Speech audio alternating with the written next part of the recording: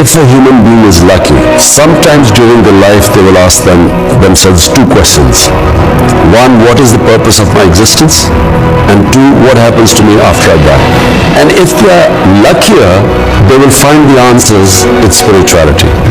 Because science does not answer these two questions. In the spiritual world, it is not that I should live as a selfish life, which is what, if I wanted, I could have lived a very comfortable, selfish existence.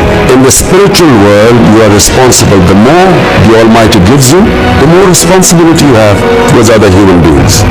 Hence, my life turned from first to build a hospital for poor people, and then to enter politics and build a welfare state. So it is all part of that spiritual journey which comes from asking these two questions. Life and death is in Almighty's hands. And all you have in your hands is effort. We human beings, all we have is the ability to struggle. Whether we succeed or not is not in our hands, it's in Almighty's hands. So I do not fear death, I don't fear failure.